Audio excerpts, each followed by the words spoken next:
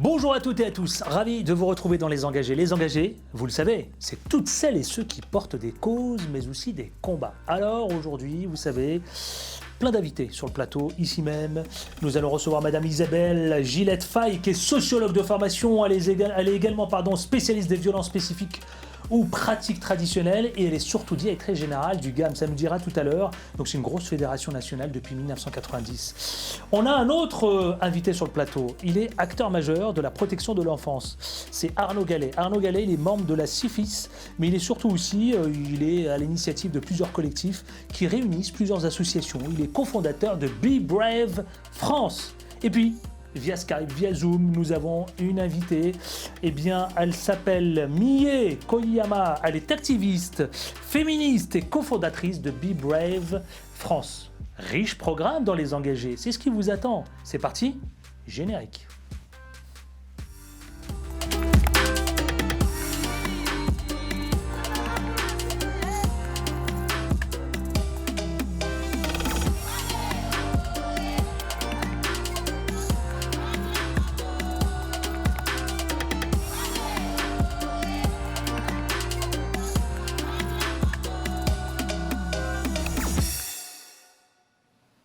Avec nous, je vous le disais, sur ce plateau, et j'ai vraiment l'immense plaisir de recevoir, je tiens, honneur aux femmes, Madame la directrice générale de la Fédération nationale du GAMS.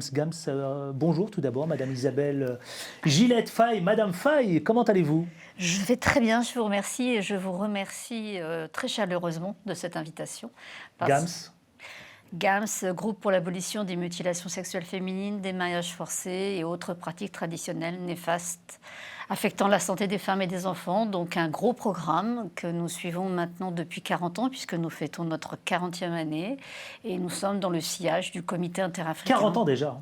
40 ans déjà. Il y a eu 84 Dakar, où se sont réunies toutes les ONG africaines qui avaient le courage, à ce moment-là, de porter la parole, parce que il faut imaginer à quel point c'était tabou d'aborder ce sujet. Si ça l'est encore en 2022, faut imaginer. Je crois que ça l'est encore plus aujourd'hui, hein, Madame Faye. Oui, soyons honnêtes, on a l'impression on avait l'impression d'avoir beaucoup avancé, et là on a l'impression de beaucoup reculer, mais c'est lié à la géopolitique, c'est lié au Covid, c'est lié à des tas d'événements qu'on n'avait absolument pas envisagés, malgré toutes nos connaissances et notre science du XXIe siècle. 40 ans, et ben on va en parler, on va prendre le temps d'en parler. À vos côtés, eh bien, Monsieur Arnaud Gallet. Bonjour. Comment allez-vous? Ça va très bien. Vous êtes à l'initiative de plusieurs associations, j'ai vu, qui tournent autour de la protection de l'enfance, mais également aussi le cofondateur de Be Brave France. D'ailleurs, la cofondatrice aussi avec nous en Skype. Exactement, on va vous présenter tout ça. C'est un mouvement international qui est assez unique de survivants et survivantes de violences sexuelles. Et c'est un honneur pour moi aujourd'hui d'être aux côtés d'Isabelle Gillette-Faye, parce que quand on dit violence sexuelle, on oublie bien souvent de parler des mutilations sexuelles féminines, des mariages forcés, etc. Et moi, ça me semble également tout à fait important. Je suis donc survivant, c'est-à-dire j'ai été victime quand j'étais petit. Et j'ai une pensée aussi pour l'ensemble des... Victime de ? J'ai été victime d'un double inceste, et j'ai été victime également, j'avais un grand-oncle qui était également prêtre, donc je coche les cases malheureusement, si j'ose dire, aujourd'hui, de la commission inceste à laquelle je participe, donc indépendante sur l'inceste et les violences sexuelles. Et je coche également les cases de la commission indépendante qui avait été menée au niveau de l'Église, la commission Sauvé, où je fais partie des 22 signalements qui ont été faits par la commission au regard des éléments qui ont été portés à la connaissance de Jean-Marc Sauvé. Lourde tâche. Lourde tâche, mais vous la portez, vous l'incarnez. Oui, comme d'autres victimes, c'est-à-dire que pour nous, c'est peut-être un sacrifice de parler de cette histoire, mais ce qu'on veut, on veut pas de l'émotion. Ce qu'on veut, ce sont des actions, et ça, c'est important. Et je pense que ce qui nous anime aujourd'hui, c'est d'avoir un mouvement international où on se rend compte qu'il y a des fonctionnements qui sont quasiment les mêmes, qui sont universels, on les retrouve partout. Et ce qu'on veut, c'est un mouvement solidaire, parce que là où ça change beaucoup pour les victimes, on pensait qu'on était seuls. Nous, ce qu'on veut aujourd'hui, c'est isoler les bourreaux et qu'on puisse se retrouver solidaires. On a fait un mouvement qui a été assez exceptionnel dernièrement à Munich au moment du G7, où il y avait des victimes du monde entier qui se réunissaient. C'était très, très émouvant. Je pense qu'on a quelques photos, si on arrive à si notre réalisateur Sabir parvient donc à nous récupérer ces quelques photos du G7 avec nous aussi en Skype. Tiens, Madame Mie Koyama, bonjour, vous êtes activiste, féministe, vous êtes la cofondatrice donc, de Be Brave France. Bonjour. Bonjour. Comment allez-vous? Ça va? Merci d'être avec nous depuis Skype. Vous aussi, hein, évidemment, vous menez ce combat aux côtés d'Arnaud Gallet. Oui, tout à fait. Et, comme Arnaud le soulignait, on est très fiers de pouvoir présenter ce mouvement, Brave Movement, parce qu'on tient à souligner que c'est un mouvement international, c'est un mouvement féministe. Et effectivement, on a eu une action lors du G7, mais c'est vraiment un mouvement et qui, y compris dans son conseil d'administration, rassemble l'ensemble des pays, et notamment les pays africains, qui sont extrêmement actifs au sein du Brave Movement et qui se sont déjà unis. Plusieurs pays africains ont créé Brave Movement Afrique. Et donc, c'est un mouvement vraiment très international au sens large du terme. On n'oublie pas l'ensemble des pays. Ce n'est pas un petit comment dire, mouvement de petits pays riches, on va dire. Justement, Madame Millet Kayama, vous avez, me semble-t-il, puisque Arnaud Gallet parlait et faisait référence au G7, me semble-t-il que vous-même, vous avez lancé donc avec 8 autres victimes, vous avez lancé une grande pétition pour interpeller les chefs d'État et puis le G7 surtout. Ça a débouché cette histoire? Alors, tout à fait. Ben, écoutez, la pétition qui a donc été lancée par, alors originellement, 7 plus une victime pour incarner en fait l'ensemble des survivants du G7, c'était à l'adresse des dirigeants du G7. Alors, très rapidement, on a obtenu une petite avancée qui paraît ridicule, mais pour la première fois, en juin, les pays du G7 se sont engagés à intensifier leur lutte contre les violences sexuelles contre les enfants. Et cet engagement, qui est un engagement écrit, va être suivi par le Brave Movement, et notamment au moment du sommet des ministres de l'Intérieur du G7 qui aura lieu en novembre en Allemagne. Et on demande des actions concrètes, on demande $1 milliard pour financer le Unviolence Fund, on demande aussi des mesures pour créer un Internet sûr, parce que c'est un problème majeur, la pédocriminalité sur le net, et on demande aussi la création d'un comité international de victimes qui soit des interlocuteurs des pouvoirs publics. Et ça, c'est encore à faire, on va dire.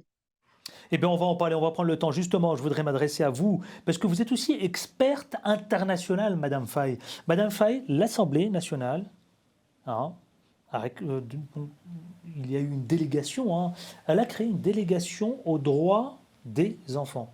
C'est quelque chose que vous réclamez maintenant depuis, alors tout à l'heure en off, vous me disiez 40 ans, oui. Moi j'ai 20 ans.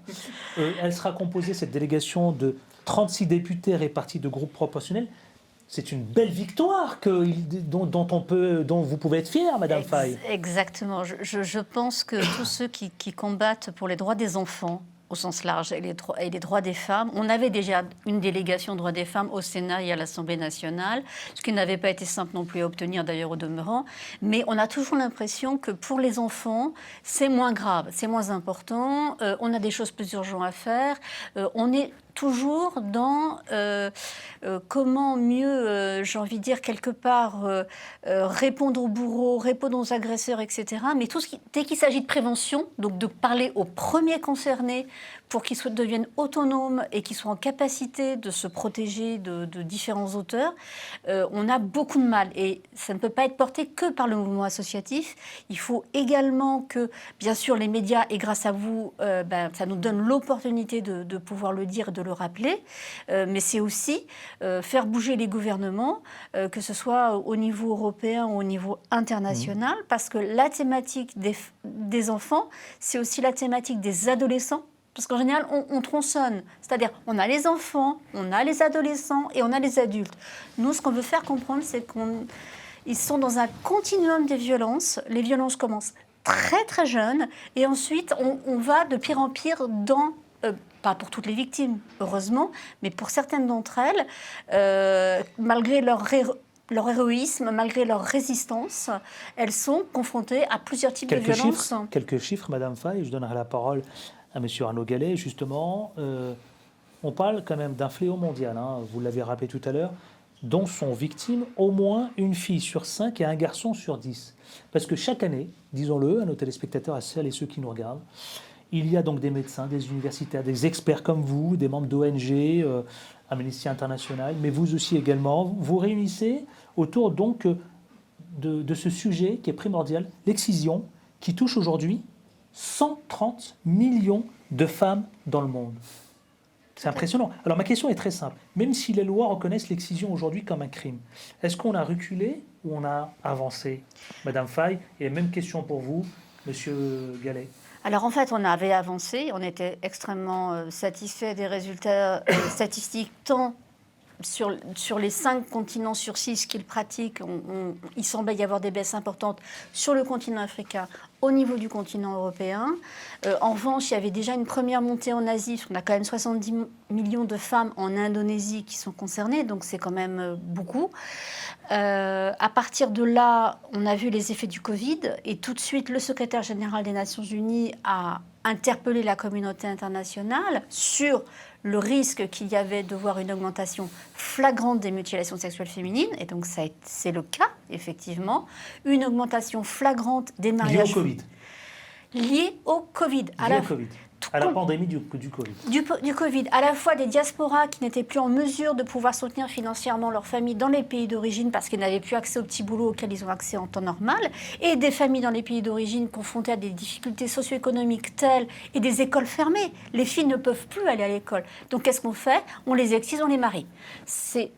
L'affaire est vite réglée. Donc, à partir de là, on a eu des premiers témoignages d'exciseuses qui ont dit « j'ai abandonné le couteau depuis 5 ans, 10 ans ». Voilà, mais des familles sont venues me supplier de reprendre le couteau, d'exciser ces petites filles pour pouvoir les marier. Donc, pour nous, c'est considéré comme un recul. Et à partir de là, on a aussi actuellement mais ça c'était même avant l'effet Covid, j'ai envie de dire, on avait aussi des interrogations sur à la fois nos méthodes de recherche, où il y avait une vraie réflexion à mener, sur le fait que certains pays refusent qu'on pose la question et qu'on ait des données statistiques pour pouvoir faire des évaluations scientifiques dignes de ce nom. Et puis, on a la médicalisation. Et je finirai sur la montée des intégrismes identitaires qui traversent l'ensemble des populations et qui ont des conséquences.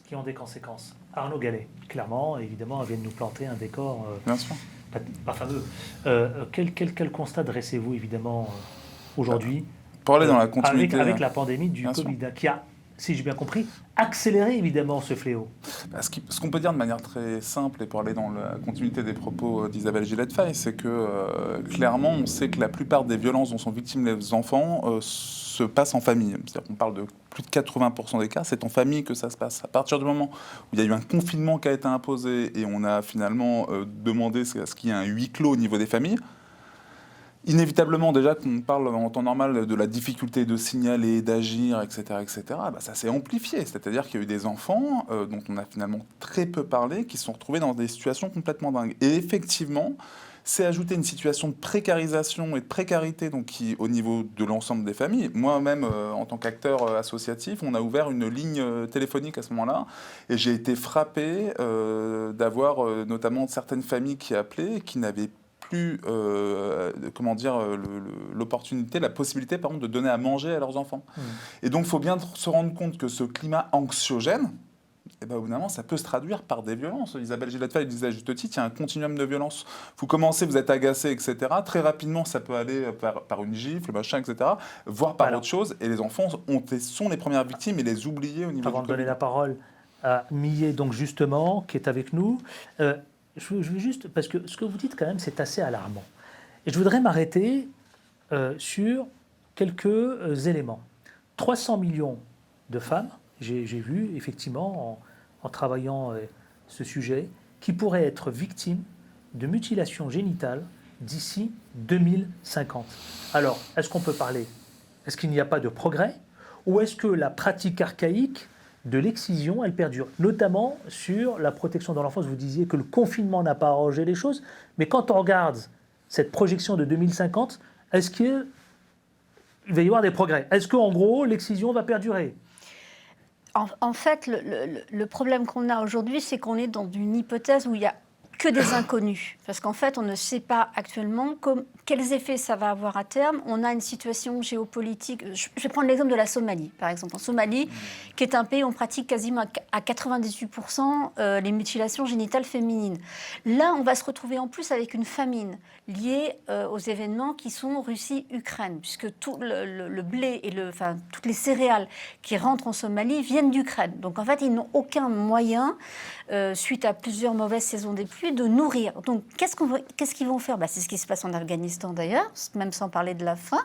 On donne sa fille en mariage en se disant, comme ça, je vais pouvoir nourrir le reste de la famille. Donc, on fait un sacrifice effroyable en tant que parent. Alors, ça peut faire sauter au plafond les Occidentaux, mais la question, c'est pas ça.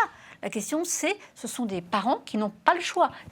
Je fais ça, mais c'est pour sauvegarder le reste de la famille, et c'est pas uniquement par rapport à mon enfant. J'ai bien conscience que je vends une enfant de 8 ans. Est-ce que vous nous dites, ça se passe en ce moment en Somalie? Mais en Somalie, là, on avait une arrivée parce qu'il se trouve que la France, depuis 2001, accorde l'asile international, donc la protection internationale aux petites filles en risque d'excision. La France accorde à peu près sa protection à 10 000 enfants. Là, on avait une arrivée massive de familles somaliennes et se pose la question de ces femmes qui arrivent en France, qui pour certaines accouchent et ont subi des mutilations sexuelles féminines. Mais quel est le devenir de leur enfant ? On ne le connaît absolument pas. Et là, on a de véritables inquiétudes. Enfin, je veux dire, toutes les personnes engagées sur le sujet se posent des questions. Miye Kayama, vous êtes avec nous. Je vous pose aussi, même question, est-ce que vous avez le sentiment qu'il y a une hausse inquiétude quand on parle des mutilations, quand on parle de protection de l'enfance? Arnaud Gallet vient de nous le rappeler. Et évidemment, ce tableau terrible que nous dresse Madame Faye. Oui, tout à fait. Ce continuum de violence, et notamment en lien avec la pandémie, le constat est terrible, il faut le dire. La guerre en Ukraine aussi a augmenté les trafics, malheureusement les trafics d'enfants. La pandémie a augmenté les violences sexuelles contre les enfants, on le sait. Et ce dont on parle là, c'est l'exemple même de ce qui se passe, c'est-à-dire que ce sont des violences qui ne sont pas cantonnées à un pays, ce sont des violences internationales et qui ont la même configuration en fait. Je veux dire, pour les violences sexuelles contre les enfants, c'est pareil. Pour la pédocriminalité sur Internet, c'est pareil. Vous parliez des petites filles qui étaient malheureusement sous le joug de leurs parents ou d'adultes. On a le même mécanisme pour, malheureusement, excusez-moi de choquer les téléspectateurs, mais pour les viols qui sont commandés en direct par des adultes qui se trouvent en Europe, par exemple, et des enfants qui sont vendus aux Philippines par leurs propres parents. Et Arnaud le soulignait à juste titre, la pédocriminalité sur le net, c'est dramatique, et c'est à l'image aussi des statistiques globales des violences contre les enfants. C'est-à-dire que c'est une majorité de violences qui sont réalisées, qui sont subies, perpétrées contre les enfants dans un cercle proche des enfants. Et c'est la même problématique pour les mutilations génitales féminines. Et c'est aussi une question de domination. Et c'est aussi pour ça que le Brave Movement s'inscrit dans un mouvement très large, international. Il faut que toutes les victimes s'unissent, les organisations s'unissent, et aussi pour lutter contre ce système de domination. Parce qu'il y a aussi une question de ça. Alors quand on a évidemment compris cela, quand on a brossé ce portrait, j'aimerais quand même qu'on avance. Vous avez, décidé de diffuser une vidéo, vous avez réalisé une vidéo, je vous propose à celles et ceux de la découvrir, de la regarder, et on reviendra parce qu'il faut quand même qu'on avance.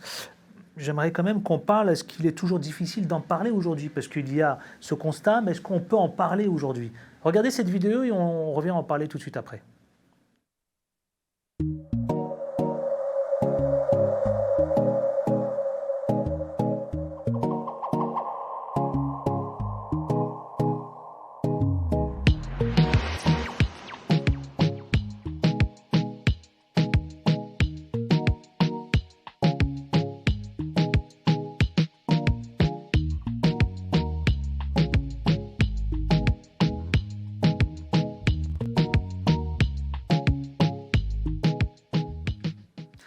Cette vidéo veut tout dire, Arnaud Gallet.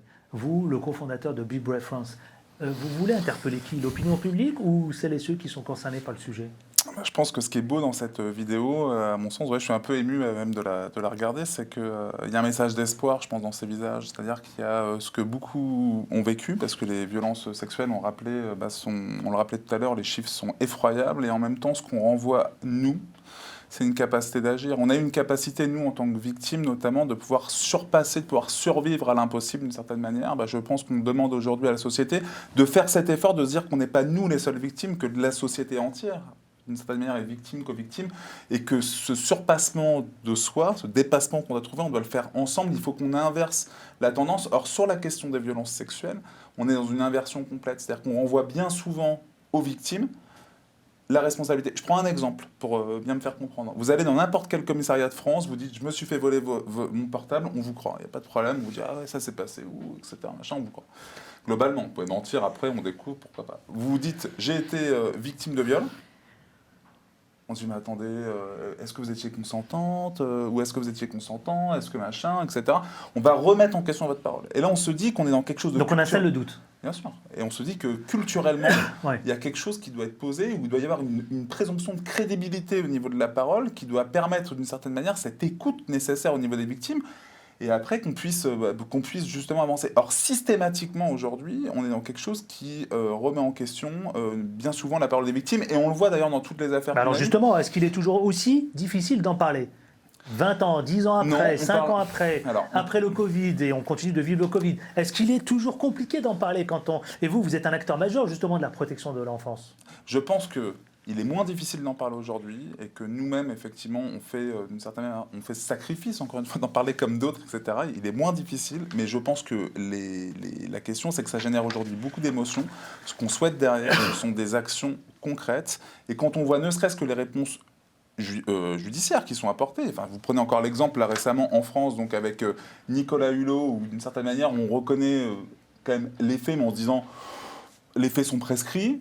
Ça renvoie en fait une image de la justice quand même qui est déplorable. On se dit au bout d'un moment il y a quelque chose qui est injuste, c'est-à-dire que ces agresseurs, comme d'autres, Duhamel, etc., on l'a bien vu, c'est sorti, reconnaissent les faits, bien sûr, l'affaire Duhamel, il reconnaît les faits, et puis il dit...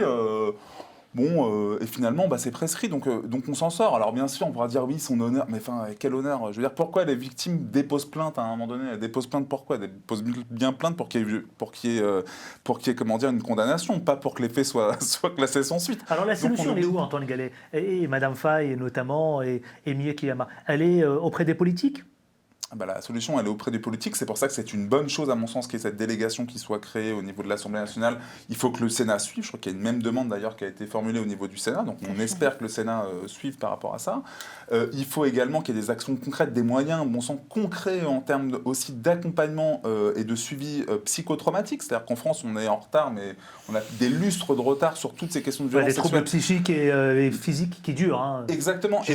Vous avez fait cette déclaration, notamment. Exactement. Et malgré le fait qu'il y ait des études scientifiques qui sont... Et puis même que la France ait signé des traités, Istanbul, etc. Enfin, tout ce qu'on veut. On connaît le diagnostic, c'est-à-dire qu'on n'a plus besoin. C'est-à-dire qu'aujourd'hui, il faut des moyens qui nous permettraient effectivement de répondre, ne serait-ce qu'à ce besoin. Et à pied après, il y a une dimension d'accompagnement au niveau de la police et au niveau de la justice. Pour bien que les téléspectateurs comprennent, ne serait-ce que l'image de ce qui se passe en France.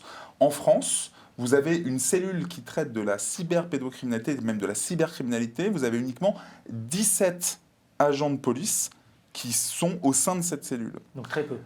Donc très peu. Vous prenez l'exemple, je crois que c'est en Angleterre, ils sont 300 sur la même chose. C'est-à-dire que et puis quand vous allez visiter, comme on l'a fait avec Millet récemment, leur bureau, je peux vous dire que vous avez même honte. On l'a visité, nous, avec une personne qui était l'ancien chef d'un service au niveau d'Interpol, au niveau de la lutte contre la pédocriminalité, Robert Schelling, pour le nommer. J'ai eu honte. J'ai eu honte pour mon pays, d'une certaine manière, de se dire, mais j'ai même eu honte pour les policiers. On s'est retrouvés face à eux en disant, vous faites un travail remarquable, et en même temps, on les met ils sont dans un placard. C'est horrible. Ce n'est pas une priorité en France. On demande que ce soit une priorité.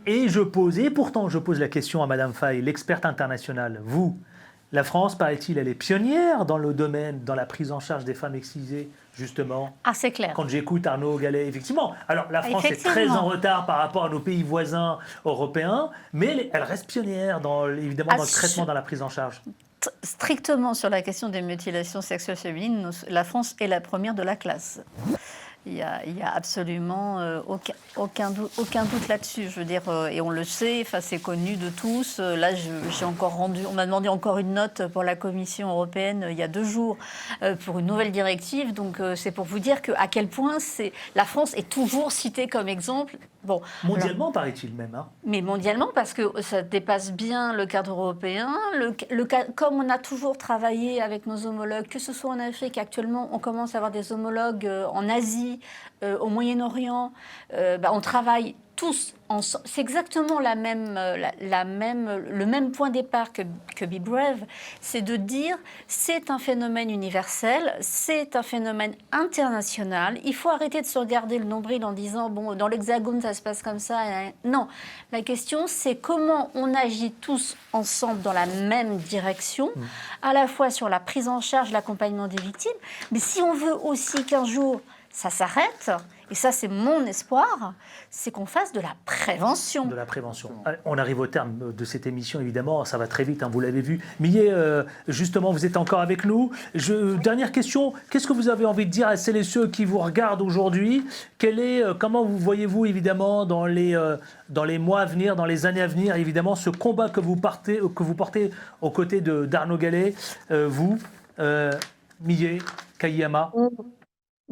Par rapport à tout ce qu'on a dit, le Brave Movement représente un vrai espoir parce que c'est un mouvement structuré, par un conseil d'administration avec des survivants et des survivantes qui ont une grosse expérience en matière de lobbying international, d'activisme, et on va se battre. Et pour une petite note un petit peu terne, pour dire que la France est quand même le dernier pays du G7 en matière de mesures concrètes sur les violences sexuelles contre les enfants, en matière de financement du End Violence Fund de l'ONU, en matière de plan national d'action.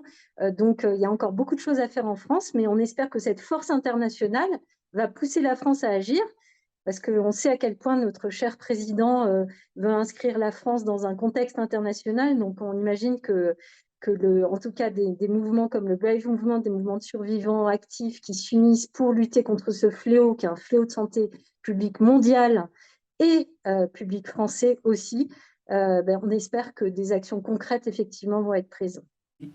Merci. Madame Faye, en quelques secondes, qu'est-ce que vous dites à celles et ceux qui vous regardent aujourd'hui? De surtout protéger par tous les moyens possibles et inimaginables leurs enfants. Parce qu'en fait, au même titre que 80% des violences se situent à l'intérieur des familles, la famille n'est pas qu'agresseuse, la famille peut être aussi protectrice. Et vous, enfin, monsieur Arnaud Gallet, qu'est-ce que vous avez envie de dire comme message? Comme message, pour moi, qui me semble important, c'est surtout de croire en la parole de l'enfant, la parole des enfants, y compris de l'enfant devenu adulte. Et pour qu'on soit en capacité culturellement de changer les choses, il faut qu'on arrête de remettre en question. Et la première chose qu'il faut, c'est d'arrêter d'exclure pour que ce soit les bourreaux qui soient bien exclus et non pas les victimes. Et c'est bien trop souvent le cas. Et je pense que là-dessus, on peut je dirais, penser collectivement cette solidarité internationale. Et j'y crois, Merci. Quels que soient les pays. Grand merci à vous, grand merci à Isabelle Gillette-Faye, qui est sociologue, spécialiste des violences spécifiques ou pratiques donc traditionnelles néfastes. Vous êtes la directrice donc générale de la Fédération nationale GAMS depuis 1990, mais surtout on retiendra que vous êtes experte internationale. Merci Arnaud Gallet, vous évidemment acteur majeur de la protection de l'enfance, vous avez cofondé plusieurs collectifs Prévenir et Protéger, vous êtes membre de la CIFIS notamment, et vous êtes le cofondateur de Be Brave France, et enfin avec nous depuis Skype, depuis Zoom, j'imagine. Millet Kayiyama, merci à vous, chère madame. Vous êtes activiste, féministe, cofondatrice de Be Brave France. Merci à vous trois. C'était un plaisir de vous recevoir, évidemment, dans Les Engagés. Merci à tous celles et ceux qui nous suivent. N'hésitez surtout pas si vous voulez intervenir. Eh bien, quant à moi, je vous remercie et je vous dis à très bientôt pour un autre numéro dans Les Engagés. Et surtout, restez fidèles à Télé Sud, mais surtout encore, on ne lâche rien. Ciao, ciao, à bientôt.